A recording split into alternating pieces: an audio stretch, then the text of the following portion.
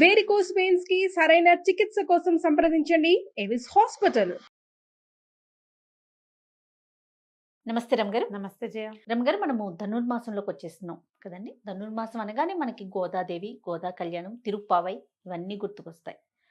నిజం చెప్పాలంటే గోదాదేవి దర్శనానికి మనం వెళ్దాం అనుకున్నాం, అవును, వెళ్ళలేకపోయాం. కాకపోతే మనం ఏదిలాబాద్ లో ఉన్న గోదా రంగనాథ స్వామి, రంగనాయక స్వామిని మాత్రం దర్శనం చేసేసాం.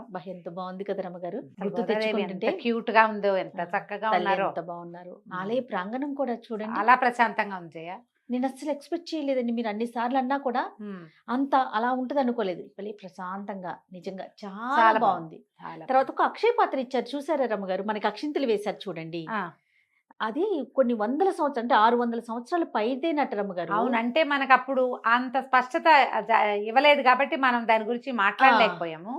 అక్షింతలు వేయడానికి తీసుకొచ్చారు. అవును, నాకు తర్వాత జ్ఞాపకం వచ్చింది జయ. నేను ఫస్ట్ టైం వెళ్ళినప్పుడు, రెండోసారి వెళ్ళినప్పుడు నాకు గుర్తుండి, ఇది అక్షయ పాత్రని మేము మొదట దీన్ని దేవాలయం కోసం నిధులు సేకరించినప్పుడు ఈ అక్షయ పాత్రలోనే బియ్యం అవి కూడా వేస్తారని అలా ఏదో చెప్పారు. వ్యవహారం అంతా గుర్తులేదు నాకు, కానీ నాకు ఆ రోజు చూసిన జ్ఞాపకం కూడా ఉంది. నేను అనుకున్న అక్షితలు ఇంత పెద్ద దాంట్లో ఇస్తున్నారు ఏంటబ్బా అనుకున్నా, కానీ విషయం నాకు తెలియదు. అదే వచ్చేసాక మీరు అన్నారు కదా దారిలో, అప్పుడు అనిపించింది. అవును, దాని గురించి ఏం పెద్ద వివరంగా మాట్లాడలేకపోయాం. అమ్మవారి దేవాలయం మాత్రం మహా అద్భుతం, ప్రశాంతంగా ఉంది, చాలా హాయిగా ఉంది. మరి ఇక గోదాదేవి తల్లి గురించి ఒక్కసారి మాట్లాడుకుందామంటే, ఆవిడ యొక్క విశిష్టత ఏంటి రమ్మగారు? ఆవిడ ఎక్కడ జన్మించారు? ఆవిడ ప్రయాణం ఎలా సాగింది? శ్రీరంగానికి దగ్గరలో, మరీ దగ్గర కాదు, ఒక మాదిరి దగ్గరలో ఉన్న శ్రీవిల్లిపుత్తూరులో జన్మించారు గోదాదేవి. అయితే పన్నిద్దరు ఆళ్వార్లు అని ఆళ్వార్ల గాథలు వింటుంటాం మనం. మహావిష్ణు భక్తులుగా వైష్ణవ సాంప్రదాయాన్ని ముందుకు తీసుకెళ్లిన వాళ్ళని ఆళ్వార్లు అంటారు. వీళ్ళు 12 మంది.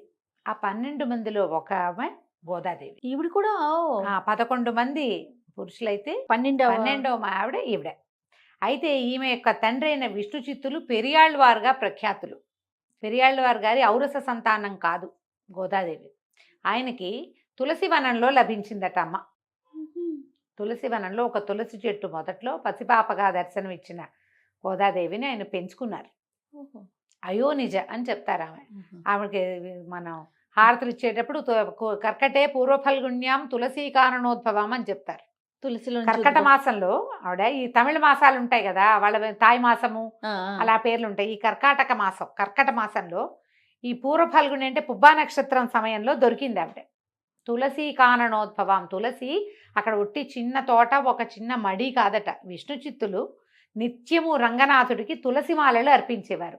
మాల అర్పించాలి, ఎంత పెద్ద మూర్తి ఆయన, మహాద్భుత మూర్తి కదా రంగనాథుడు. ఆయనకి కావలసినంత మాల లభించాలంటే పెద్ద వనం అది, తులసి వనం, కాననము అసలు అడవి అనమాట. తులసి అడవి, తులసి చెట్లే ఉన్నాయి. ఆ తులసి కాననంలో అక్కడ దొరికింది ఆయనకి. దొరికితే ఆయన కోదై అంటే పూదండ, తులసి దండను కూడా కోదై అనొచ్చు. కోదై అని పెట్టి ఆయన పేరు పెట్టుకుని పిల్లని పెంచుకున్నారు ఆ పాపని. ఆ కోదయ్యే గోదా అయ్యింది. అయోనిజ. ఆమె సీతాదేవి లాగా. సీతాదేవి ఎట్లా లభించిందో, నాగేటి చాలులో ఎలా లభించిందో అట్లా తులసి వనంలో ఒక చెట్టు మొదట్లో పాదులో దొరికింది ఆమె. అట్లా లభిస్తే ఆమెను పెంచుకున్నారు. శ్రీవిల్లిపుత్తూరులో ఒక కృష్ణాలయం ఉంది, ఒక కృష్ణమూర్తి. ఈ చిన్నతనం నుంచి ఆవిడికి కృష్ణ భక్తి మెండుగా ఉన్నది. చిన్నప్పుడు, ఇప్పుడు మన ఇంట్లో ఏం పని చేస్తున్నామో మన పిల్లలు అవే పనులు నేర్చుకుంటారు కదా. ఈ రోజు మాలల పువ్వులు, పుష్ప సంచయము పువ్వులు ఏరటము, కోసుకురావటము, తులసిని తీసుకురావటము, దండలు అల్లటము క్రమంగా ఆవిడ నేర్చుకుంది. నిత్యము విష్ణునామ సంకీర్తన వినిపించే ఆ ఇంట్లో వల్ల ఆ అమ్మాయి, ఆవిడ కూడా, ఆ పాప కూడా అట్లా విష్ణునామ సంకీర్తన అలవాటైంది. విష్ణువు నుంచి కృష్ణుడని, రాముడని అనేక రకాల రూపాలు ఉన్నాయి విష్ణువుకి.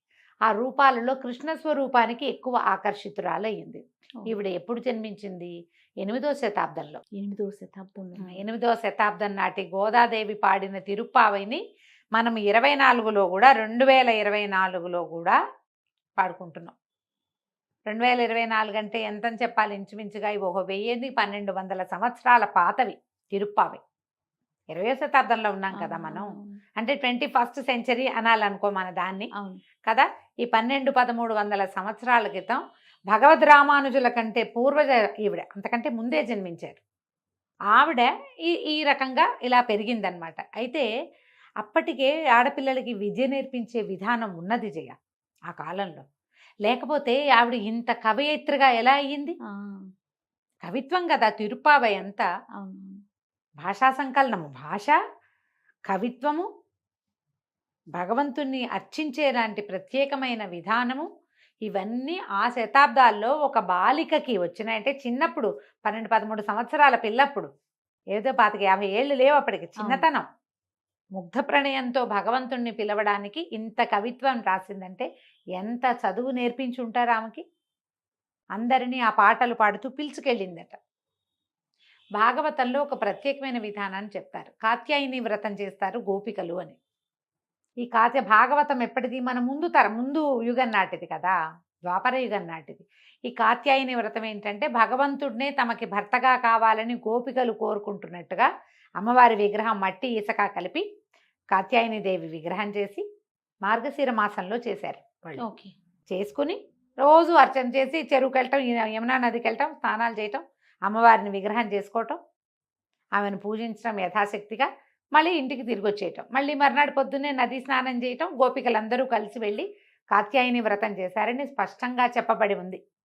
ఈ కాత్యాయని వ్రతం లాగానే మన గోదాదేవి కూడా శ్రీవ్రతం, శ్రీనోము అని చెప్పి ఈ ధనుర్మాసం మొదలవగానే ఈ 30 రోజులు 30 పాసురాలతోటి చెలికత్తల్ని మేల్కొల్పి కృష్ణసేవ చేసుకుందాము మనము అని చెప్పి ఈ రంగనాథుడి దేవేర్లలో ఒకరైన నీలాదేవి స్థుతి కూడా మనకు అందులో కనపడుతుంది. రోజుకు ఒక రకంగా ఆయనని వర్ణించటము, అతనిని పూజించడం వల్ల మనకేం లభిస్తుందో చెప్పటం, ఒక్కొక్క పాసురంలోనూ ఒక్కొక్క అర్థం. దాదాపుగా 8 లైన్లు ఉన్నటువంటి 30 పాసురాలు ఆమె పాడింది. ఆమె పాడిన ఆ పాసురాలని జనం అంతా పాడుకున్నారు. అయితే ఈవిడ ప్రస్తుత గాథలోకి వస్తే ఈవిడ ఏం చేసేది, కొంచెం వ్యక్తత వచ్చిన తర్వాత స్వామివారి కోసం అల్లిన మాలను చూస్తే ఒక వ్యామోహం కలిగేది, ఆమెకు సంతోషం కలిగేది. ఆయననే తన భర్తగా భావించేది, కృష్ణ స్వరూపాన్ని. ఆ పరమానందంలో ఆ మాల ధరించి చూసుకుని తన మీద చూసుకుంటే తనలాగానే స్వామివారు ఉంటాడని. అదే ఎంత వంపులు తిరిగి మాల తన మీద తిరిగి ఉందో స్వామివారి మేలు మీద కూడా అది అలాగే ఉంటుంది. ఎంత అందంగా ఉంటుందోనని అద్దాలు ఉండేవి కావేమో, ఆవిడ నీళ్లలో ప్రతిబింబాన్ని చూసుకునేదట. అద్దాలు లేకపోయి ఉండొచ్చు. అయితే ఈరోజు మాలలు వెళ్ళేవి, ఈమె వేసుకునేది, ఆ మాల వెళ్ళిపోయేది. ఒకనాడు అర్చకులు చూసి దాంట్లో ఒక పొడుగాటి కేశపాసం ఉన్నదని గమనించారు, పొడుగు వెంట్రుక. ఎప్పుడైతే ఇది గమనించారో ఏదో అపరాధం జరుగుతుంది. మామూలుగా కూడా స్వామివారికి సమర్పించే మనమే ఒక వెంట్రుక వస్తే మనం తప్పుగా భావిస్తాం. భగవంతుడికి ప్రత్యేకంగా పవిత్రంగా సమర్పించే చోట ఎంత పరమ పవిత్రంగా పంపాలి వాటిని. అవునండి. అప్పుడు విష్ణు చిత్తులకి తెలియజేశారు. ఆయన, నేను ఇంత జాగ్రత్తగా చేస్తా, అమ్మాయి మన ఇంట్లో ఇంత శుభ్రత ఉంటుంది, వెంట్రుక ఎలా వచ్చిందని చూసుకుని తన కూతురే అది ధరిస్తోందని తెలుసుకున్నాడు ఆయన. విష్ణు చిత్తులే తెలుసుకుని అమ్మాయిని వారించబోయారు. మాలలు సమర్పించలేదట. సమర్పించకపోతే రంగనాథుడు కల్లోకి వచ్చాడట. మర్నాడు ఈమెను ధరించద్దని మంచి మాలలు పంపిస్తే ఈమె మీదకి ఇంకా రానివ్వల. ఆయనే స్వయంగా చేసుకుంటే, నాకు ఈ మాలొద్దు, నువ్వు కట్టిన మాలొద్దు, ఆ విడిచిన మాలే కావాలి నాకని అడిగాడు స్వామి. ఆ మాల ఎవరైతే ధరించారో ఆమె ధరించిన మాలే నాకు సంతోషాన్ని కలిగిస్తోంది, పరమాహ్లాదంగా ఉంది, నాకు అదే అలాంటి మాలే కావాలని ఆయన అడిగాడని చెప్తారు గాథ. అయితే ఇది జరిగిందా జరగలేదా అంటే ఆమె పాడిన 30 పాసురాలు ఇప్పటికీ ఉన్నాయి. అయితే ఆ తర్వాత ఏం జరిగింది, ఆయనకి శ్రీరంగంలో పెద్దలకి ఆయన కల్లో కనపడి విల్లిపుత్తూరుకి ఒక పల్లకి పంపమని, అక్కడి నుంచి ఒక కన్యకామణి వస్తుంది, ఆమెతో నాకు వివాహం జరిపించమని అడిగాడట. స్వప్న దర్శనం అందరికీ ఒకేసారి వచ్చింది. అయితే ఈ అమ్మాయికి వివాహ సంకల్పం చేసినప్పుడు ఆమె, నేను కృష్ణుడినే అంటే రంగనాథుడినే వివాహం చేసుకుంటానని అడిగింది. అడిగితే తండ్రి భగవంతుడిని వివాహం చేసుకోవటం ఎట్లా కుదురుతుంది అని ఆయన చాలా బాధపడుతున్నాడు. ఈ మధుర భక్తి ఆయనకు ఉన్నది అదే, ఆయనకి సంసారం లేదు, ఆయనే పరమభక్తుడు, భక్తాగ్రగణ్యుడు. పేరు విష్ణుచిత్తుడైతే ఆయన పెరియాళ్ళవారు అంటారు, పెద్దాళ్ళవారు. ఆయన విష్ణు భక్తులలో అగ్రగణ్యుడు. దీన్ని ఎట్లా సమాధానపరచాలో తెలియని ఒక సంకటంలో ఉన్నప్పుడు శ్రీరంగం నుంచి పల్లకి పంపించమని స్వామివారే అక్కడ కల్లో భక్తులకు ఆదేశించారు. దేవాలయ పెద్దలకు ఆదేశిస్తే అక్కడి నుంచి వచ్చిన పల్లకిలో ఈ అమ్మవారిని కూర్చోబెట్టి, ఆండాళ్ళ తల్లిని కూర్చోబెట్టి తీసుకెళ్ళారు. తీసుకువెళ్తే అక్కడ రంగనాథుడితోటి అమ్మకి వివాహం జరిపించారట. ఓహో. ఆమె గర్భగుడి దాటి లోపలికి అడుగు వేసి స్వామిలో ఐక్యమైపోయిందని చెప్తారు. ఆ తర్వాత గాథ మనం వినం, తెలీదు. ఆమె గర్భగుడిలోకి వెళ్ళి ప్రవేశించింది, స్వామిలో లీనమైపోవటం అక్కడ ఉన్న ఆ సమయంలో ఉన్న వాళ్ళందరూ దాన్ని చూశారు. అందుకని విష్ణు చిత్తుల్ని రంగనాథుల మామగారుగా చెప్తారు. చాలా ఖచ్చితంగా ఇది జరిగిందనే ఐతిహ్యం, మన కథ అట్లాగే చెప్పుకుంటాం. అయితే ఈవిడ ఏం చేశారు, నాచియార్ తిరుమలని ఇంకొక కావ్యం కూడా రాశారు ఈవిడ. అది పాడుకుంటారు ద్రావిడ గ్రంథాల్లో, ప్రబంధాల్లో అది కూడా ఉంది. ఈ ప్రత్యేకంగా ఈ 30 రోజులు ఇది పాడటమే మనకి విశేషంగా కనపడుతుంది. అందరూ పాడుకోవచ్చు, దీనికి కుల విచక్షణ లేదు. ఓకే. ఎవరైనా నేర్చుకోవచ్చు, ఎవరైనా చదువుకోవచ్చు, పాడుకోవచ్చు. ఎలాగంటే శ్రీ వైష్ణవ మతానికి కూడా కులగణన లేదు. ఏ కులం వారైనా వైష్ణవ మతం తీసుకోవచ్చు. ఎందుకంటే ఈ ఆళ్వార్లలో అన్ని కులాల వాళ్ళు ఉన్నారు. ఒట్టిగా జంధ్యం ధరించిన వాళ్లే కాదు, నిమ్నచ కులాల వాళ్ళు కూడా ఉన్నారు ఆళ్వార్లలో. వాళ్ళందరినీ గౌరవిస్తారు. దేవాలయాల విష్ణువాలయాల్లో నువ్వు గమనించు, పన్నిద్దరు ఆళ్వార్లు అని ఆళ్వార్ల విగ్రహాలు కనపడతాయి. వాళ్ళందరికీ ఆళ్వార్ తిరువడిగలే శరణమని ఆళ్వార్లని మొదట మొక్కి తర్వాత భగవంతుడిని మొక్కాలి. వారిని చూశాక వీళ్ళని చూడాలి తప్పకుండా. ఆళ్వార్ సన్నిధి ఉంటే చూడకుండా రాకూడదు. వాళ్ళే ఆద్యులు, ఈ భక్తి ఈ రకమైన మార్గానికి ఆద్యులు వాళ్ళే. అయితే ఈ మాట ఈ పాటల్లోనే మనకి కనపడుతుంది. కూడారై అని ఒక పాసురం. ఈ కూడారై పాసురం రోజున గంగాళాల్లో పాయసం చేయించి నివేదన చేస్తారు. కాగుల్లో, బిందెల్లో, పాత్రల్లో కాదు, అది గంగాళపు షేపులో ఉంటుంది. ఆమె మొక్కుకుందట, అండాళ్ళ తల్లి 1000 గంగాళాల పాయసాన్ని నివేదన చేస్తాను నీకని మొక్కు. అయితే ఆ మొక్కు తీరకముందే ఈ 30 పాసరాలు అవగానే ఆమె రంగనాథుల్లో గోదా కళ్యాణం రోజున లీనమైపోయింది. ఆమె మొక్క అలాగే ఉండిపోయింది. ఆమె తర్వాత 200 సంవత్సరాల తర్వాత జన్మించిన భగవద్ రామానుజులు ఆ మొక్కు తీర్చారు. 1000 గంగాళాలతో పాయసం చేయించి నివేదన చేశారు స్వామికి. అందుకని ఇప్పటికీ కూడా కూడారై అని కూడారై పాసురం రోజున తప్పకుండా దేవాలయాల్లో కూడా కనపడుతుంది. చాలా మంది వైష్ణవులు ఇళ్లలో చిన్న గంగాళం చేయించి పెట్టుకుంటారు. వెండిదో ఇతడిదో వాళ్ళ శక్తిని ప్రకారం దాని నిండా పాయసం పోసి నివేదన చేస్తారు. కూడారై ఇది ప్రత్యేకంగా తెలుసు అందరికీ. తర్వాత గోదా కళ్యాణం జరిపిస్తారు. ఆ 30వ రోజున గోదా కళ్యాణాన్ని జరిపించడం, అది ముందు ఇంచుమించుగా ఎప్పుడు చేస్తారు, మన భోగి పండుగ రోజున చేసేస్తారు. విశేషమైన పాసురము జరిపిస్తారు, ఈ గోదా కళ్యాణము చేయిస్తారు. అమ్మ ఈ గోదాదేవి ఆయనలో ఆ రోజు లీనమైపోయిందని కథ చెప్తారు. ఈ గోదాదేవి కళ్యాణం కూడా ఇప్పుడు మనకి ఏటా శ్రీరంగంలో కూడా అలాగే చేస్తారు. అయితే ఇంకా ప్రత్యేకతలు ఏంటంటే, ఈ 30 రోజుల పాటు తిరుమలలో మలయప్ప స్వామివారు చిలుకని ధరించి ఊరేగుతారు. తిరుమాడ వీధుల్లో ఊరేగుతారు. తర్వాత ఈ 30 రోజులు సుప్రభాతానికి బదులుగా తిరుప్పావయ్యే స్వామివారికి వినిపిస్తారు. ఇట్లా ప్రత్యేకంగా జరుగుతుందన్నమాట. అయితే ఈ రంగనాథుడు కళ్యాణాలు చాలా విశేషంగా కనబడతాయి. అవకాశం ఉండి మనం వెళ్ళగలిగితే ఎప్పుడో శ్రీరంగం వెళ్ళి తప్పకుండా స్వామివారికి జరిగే సేవాకాలాలని మన శక్తి మేరకి మనకి చేతనైనంతగా ఎప్పటికీ ప్రాప్తుందో చూపిస్తే బాగుంటుంది. అయితే ఇప్పటికీ కూడా శ్రీవిల్లిపుత్తూరులో ఒక దేవాలయం కట్టారు. అప్పుడున్న కృష్ణ ఆలయం ఉంది కదా, ఆ శ్రీవిల్లిపుత్తూరులో గోదాదేవి, శ్రీకృష్ణుడు, రంగనాథ స్వామి రంగనాయకుడుగా కనపడతాడు. పక్కన మనకి పెరియాళ్వారు ఉన్నట్టుగా సన్నిధి దర్శనమిస్తుంది. మనం అదే సన్నిధిని మనం ఎదులాబాద్లో చూసాం.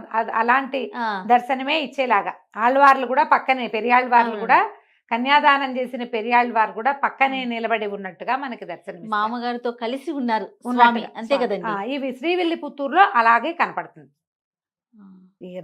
ఎవరైతే శ్రీరంగం దర్శనం చేయడానికి వెళ్తారో వాళ్ళందరూ తప్పకుండా శ్రీవిల్లిపుత్తూరుని కూడా చూడాలని చెప్తారు. తొలుత ఏ స్వరూపానైతే గోదాదేవి అర్చించి ప్రేమించిందో ఆ కృష్ణ స్వరూపం అక్కడ ఉన్నది.